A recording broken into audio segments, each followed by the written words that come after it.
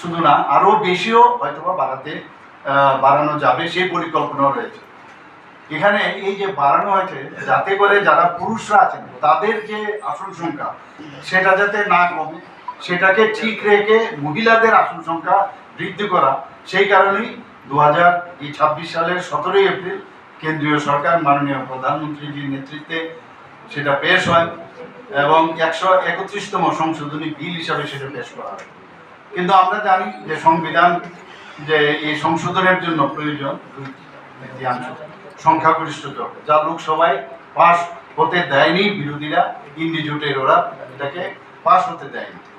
অথচ মাননীয় প্রধানমন্ত্রী থেকে আরম্ভ করে মাননীয় গৃহমন্ত্রী থেকে শুরু করে কেন্দ্রীয় আমাদের সরকারের এনডিএ সরকারের সমস্ত নেতৃত্বরা কিন্তু সেখানে এটা করলে কি লাভ এবং আমাদের কি সুবিধা হবে সেই বিষয়ে কিন্তু প্রচুর আলোচনা সেখানে হয়েছে, তারপরেও কিন্তু সেটা পাস হয়নি।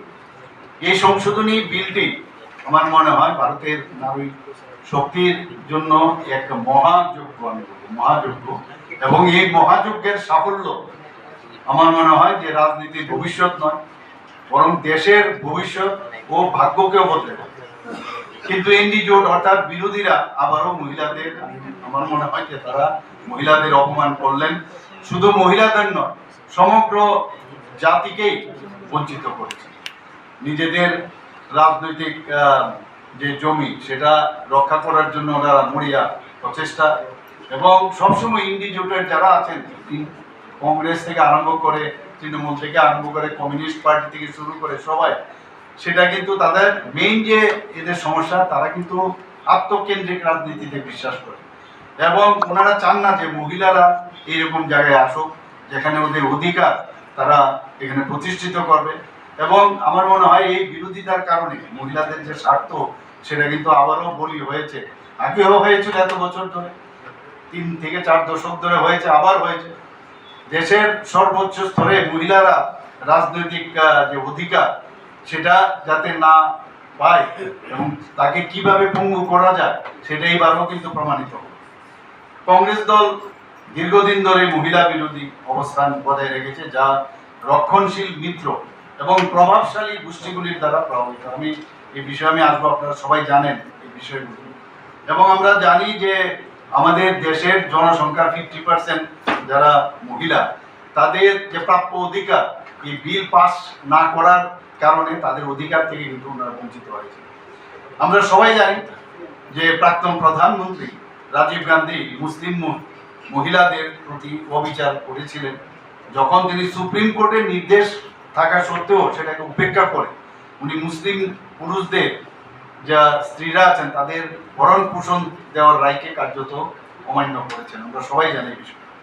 এবং তার মেইন যে উদ্দেশ্য, যারা মৌলানা আছেন তাদের তীব্র প্রতিবাদের মুখে তাড়াতাড়ি করে নিজেকে পিছিয়ে নিয়েছেন, দ্রুত পিছিয়ে নিয়েছেন। আমি বলবো যখন প্রধানমন্ত্রী শ্রী নরেন্দ্র মোদীজি ইন্ডিয়া সরকারের 3 তালাক নিষিদ্ধ করার ব্যবস্থা করেন, তখন এই যে শাহু বানুর যে মামলা তার পরিসমাপ্তি করে।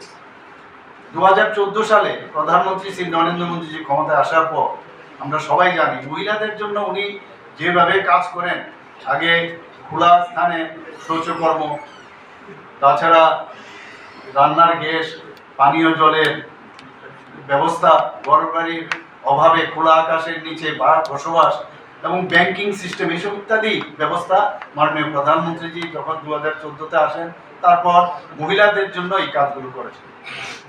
আজকে এই যে মহিলা বিরোধী শক্তি, আমি মনে হয় যে এটা সাময়িকভাবে তারা সফল হয়েছেন বিরোধীরা, এটা পাস না হওয়ার কারণে, কিন্তু কোটি কোটি নারীরা ভারতবর্ষে তাদের আশীর্বাদ মাননীয় প্রধানমন্ত্রীর কাছে রয়েছে এবং আমি আশা করি এতে করে আরও শক্তি পাবে মাননীয় প্রধানমন্ত্রীজি এবং সেখান থেকেই তার পথও আমরা কিন্তু বের করব এবং আমাদের এই লক্ষ্য পূরণে যে শক্তি যোগাতে তাতে মহিলাদের তাদের ন্যায্য অধিকার দেওয়া পথে আরও সাবলীল এবং আগামী দিন আমরা সেটা করব।